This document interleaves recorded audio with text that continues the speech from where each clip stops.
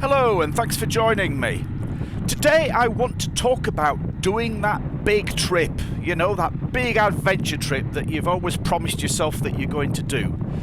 Because as we now start to open up from COVID lockdown, I think a lot of people are itching to get out and have adventures, and they've realised that life is ticking by, it's slipping through their fingers, and all of these important things that you want to do with your life, you've got to get out there and do them.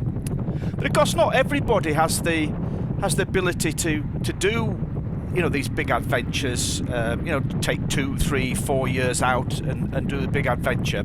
So I want to talk about the different ways that it's possible to have your big adventure, and I've really identified 4 different ways that you can do that.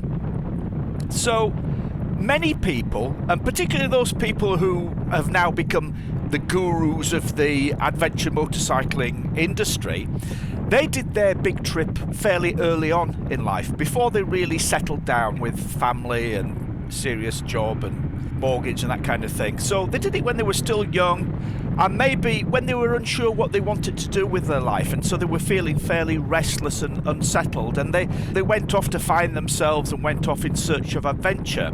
And most of them, I think, found it, and then they returned home to settle down and, as I say, live a more normal life, and they've become the mentors for the next generation of adventure riders.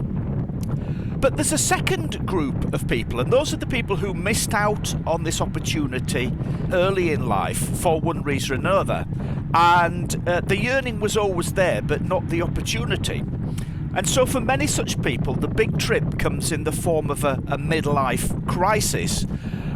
They find themselves bogged down with unsatisfying work or other commitments, and they realise that life is slipping past them, and they need to take action before it's too late. For a lot of people, this is a call to action, and I suspect that the COVID lockdown of the last couple of years is going to be a huge call of action to a lot of people in this position. Now, the call to action might come for a number of reasons. For many people, it's redundancy, or redundancy, particularly if it comes with a financial lump sum, then that can provide them both with the time and the financial means to do that big trip. For other people, perhaps it's a health scare, a heart attack or a stroke or a scrape with cancer. And for these people, it's a timely reminder of their mortality and the need to tick items off the bucket list before it's too late. For some people, it's divorce, and even though divorce is very traumatic, it can release people from a lot of commitments, and particularly if a home is broken up, a house is sold, you can end up with a lump sum that you can then go and do something with. So as I've already said, I suspect COVID is going to act as this kind of catalyst for a lot of people. So that's the second category.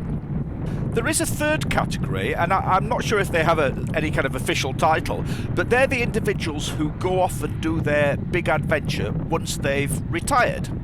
They've completed all of their social obligations, they've brought up a family, they've put their children through education, they've paid off the mortgage, they've had a successful career, and now they're in a position where they're able to draw on a pension, and they've perhaps got substantial savings, and they have less financial commitments, and importantly, they also have the time to travel. So that's the silver-haired adventurers, perhaps we could call them. And then fourthly, there's a fourth category of adventure traveller, and that's the person who doesn't necessarily take a huge lump of time out for that one big trip, but rather this person seeks their adventure through a series of shorter trips throughout most of their life. So you might call these people micro adventurers because they go on a whole succession of micro adventures. Each trip that they go on may only last a couple of weeks, but cumulatively over a lifetime, such travellers often cover much more ground and have far more adventures than those people who do the one big trip of a lifetime. So that's my thoughts on doing the big trip. Essentially, there's 4 different ways that people seem to do that.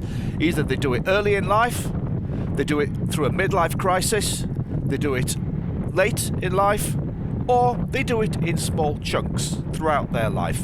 What are your thoughts? You know, are you an adventurer? Which of those categories do you fit into? Please let me know in the comments below. Possibly you fit into more than one of those categories. Interesting discussion, I think. So, thanks for listening, and hopefully see you next time. Ride safe. Bye.